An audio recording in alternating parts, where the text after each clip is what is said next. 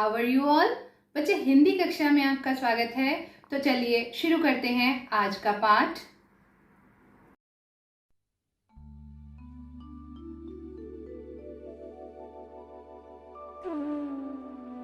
छब्बीस जनवरी आज का दिन तो अमर दिन है।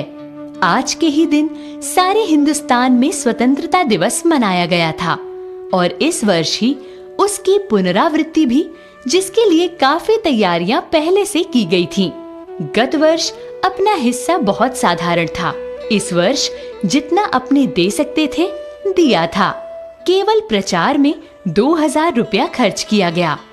सारे काम का भार अपने समझते थे अपने ऊपर है और इसी तरह जो कार्यकर्ता थे उनके घर जा जाकर समझाया था।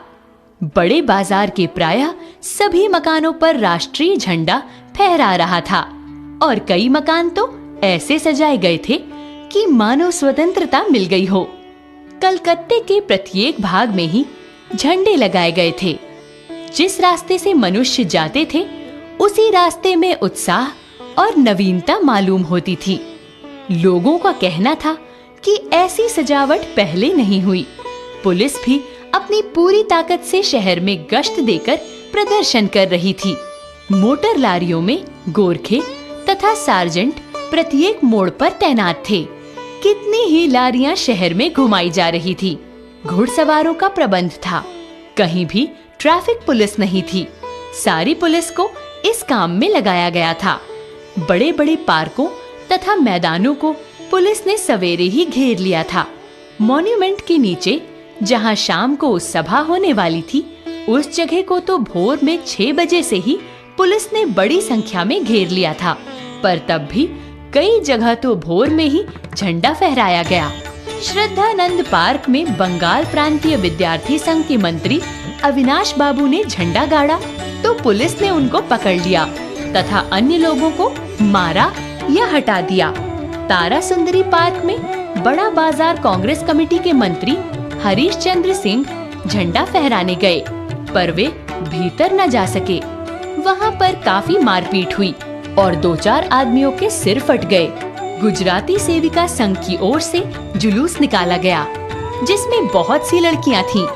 उनको गिरफ्तार कर लिया गया। 11 बजे मारवाड़ी विद्यालय की लड़कियों ने अपने विद्यालय में झंडोत्सव मनाया। जानकी देवी, मदालसा बजाज नारायण आदि भी गईं। लड़कियों को उत्सव से क्या मतलब समझाया गया। एक बार मोटर में बैठकर सब तरफ घूम कर देखा तो बहुत अच्छा मालूम हो रहा था। जगह जगह फोटो उतर रहे थे। अपने भी फोटो का काफी प्रबंध किया गया था। 2-3 बजे कई आदमियों को पकड़ लिया गया, जिसमें मुख्य पूर्णोदास और पुरुषोत्तम राय थे। सुभाष बाबू के जुलूस का भार पूर्णोदास पर था, पर वे प्रबंध कर चुके थे। स्त्री समाज अपनी तैयारी में लगा था। जगह जगह से स्त्रियां अपना जुलूस निकालने की तथा ठीक स्थान पर पहुंचने की कोशिश कर रही थीं। मॉन्यूमेंट के पास जैसा प्रबंध भोर में था, वैसा करीब 1 बजे नहीं रहता। इससे लोगों को आशा होने लगी कि शायद पुलिस अपना रंग ना दिखावे, पर वह कब रुकने वाली थी। 3 बजे से ही मैदान में हजारों आदमियों की भीड़ होने लगी। लोग टोलियां बना बनाकर मैदान में घूमने लगे।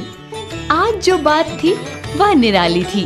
जब से कानून भंग का कानून शुरू हुआ है, तब से आज तक इतनी बड़ी सभा ऐसे मैदान में नहीं की गई थी। ये सभा तो कहना चाहिए कि ओपन लड़ाई थी। पुलिस कमिश्नर का नोटिस निकल चुका था कि अमुक धारा के अनुसार कोई सभा नहीं हो सकती।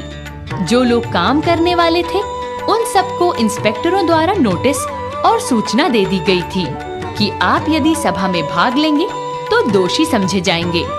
इधर काउंसिल की तरफ से नोटिस निकल गया था कि मॉन्यूमेंट के नीचे ठीक 4:24 पर झंडा फहराया जाएगा तथा स्वतंत्रता की प्रतिज्ञा पढ़ी जाएगी। सर्वसाधारण की उपस्थिति होनी चाहिए। खुला चैलेंज देकर ऐसी सभा पहले नहीं की गई थी। ठीक 4:10 पर सुभाष बाबू जुलूस लेकर आए। उनको चौरंगी पर ही रोका गया, पर भीड़ की अधिकता के कारण पुलिस जुलूस को रोक नहीं सकी। मैदान के मोड़ पर पहुंचते ही पुलिस ने लाठियां चलानी शुरू कर दी। बहुत आदमी घायल हुए। सुभाष बाबू पर भी लाठियां पड़ी। सुभाष बाबू बहुत जोरों से वंदे मातरम बोल रहे थे। ज्योतिर्मय गांगुली ने सुभाष बाबू से कहा, आप इधर आ जाइए। पर सुभाष बाबू ने कहा, आगे बढ़ना है। ये सब तो अपनी सुनी हुई लिख रहे हैं, पर सुभाष बाबू का और अपना विशेष फासला नहीं था। सुभाष बाबू बड़े जोर से वंदे मातरम बोलते थे। ये अपनी आँख से देखा कि पुलिस भयानक रूप से लाठियां चला रही थी। क्षितिज चटर्जी का फटा हुआ सिर देखकर तथा उनका बहता हुआ खून देखकर आंखें मिच जाती थीं। इधर ये हालत हो रही थी, उधर स्त्रियां मॉन्यूमेंट की सीढ़ियों पर झंडा फहरा रही थीं और घोषणा पढ़ रही थीं। स्त्रियां बहुत बड़ी संख्या में पहुंच गई थीं। प्रायः सबके पास झंडा था। जो वॉलंटियर गए थे वे अपने स्थान से लाठियां पड़ने पर भी हटते नहीं थे। सुभाष बाबू को पकड़ लिया गया और गाड़ी में बैठाकर लाल बाजार लॉकअप में भेज दिया गया। कुछ देर बाद ही स्त्रियां जुलूस बनाकर वहां से चलीं। साथ में बहुत बड़ी भीड़ इकट्ठी हो गई। बीच में पुलिस कुछ ठंडी पड़ी थी। उसने फिर डंडे चलाने शुरू कर दिए। अब की बार भीड़ ज्यादा होने के कारण बहुत आदमी घायल हुए। धर्म तल्ले मोड़ पर आकर जुलूस टूट गया और करीब 150 स्त्रियां वहीं मोड़ पर बैठ गईं। पुलिस ने उनको पकड़कर लाल बाजार भेज दिया। स्त्रियों का एक भाग आगे बढ़ा, जिसका नेतृत्व विमल प्रतिभा कर रही थी। उनको बहु बाजार मोड़ पर रोका गया और वे वहीं मोड़ पर बैठ गईं। आसपास बहुत बड़ी भीड़ इकट्ठी हो गई, जिस पर पुलिस बीच-बीच में लाठी चलाती थी। इस प्रकार करीब पौन घंटे बाद पुलिस की लॉरी आई और उनको लाल बाजार ले जाया गया और भी कई आदमियों को पकड़ा गया। ब्रिजलाल गोयनका, जो कई दिन से अपने साथ काम कर रहा था और दमदम जेल में भी अपने साथ था, पकड़ा गया। पहले तो वह झंडा लेकर वंदे मातरम बोलता हुआ मॉन्यूमेंट की ओर इतने जोर से दौड़ा कि अपने आप ही गिर पड़ा और उसे एक अंग्रेज घुड़सवार ने लाठी मारी।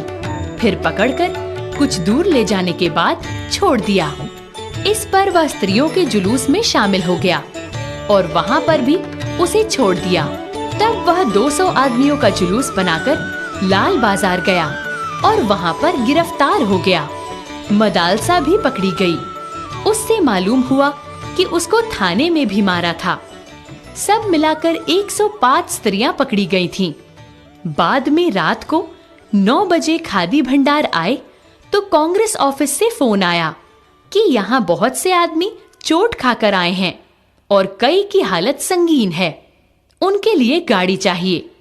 जानकी देवी के साथ वहां गए तो देखा बहुत लोगों को चोट लगी थी। डॉक्टर दासगुप्ता उनकी देखरेख तथा फोटो उतरवा रहे थे। उस समय तक 67 आदमी वहां आ चुके थे। बाद में तो 103 तक आ पहुंचे। अस्पताल गए लोगों को देखने से मालूम हुआ कि 160 आदमी तो अस्पतालों में पहुंचे और जो लोग घरों में चले गए वे अलग हैं। इस प्रकार 200 घायल जरूर हुए हैं। पकड़े गए आदमियों की संख्या का पता नहीं चला, पर लाल बाजार के लॉकअप में स्त्रियों की संख्या 105 थी। आज तो जो कुछ हुआ वह अपूर्व हुआ है। बंगाल के नाम या कलकत्ता के नाम पर कलंक था कि यहाँ काम नहीं हो रहा। वह आज बहुत अंश में घुल गया और लोग सोचने लग गए कि यहाँ भी बहुत सा काम हो सकता है। तो बच्चों, इस पाठ को समझकर पाठ्य पुस्तक में इसकी कहानी को पढ़ें और आपकी जो भी दुविधा होगी उसका समाधान AIS क्लास में किया जाएगा। आपका बहुत बहुत धन्यवाद। That's all for today. If you have any doubts, you can leave your queries on Google Classroom. Thank you so much, students. Have a nice day.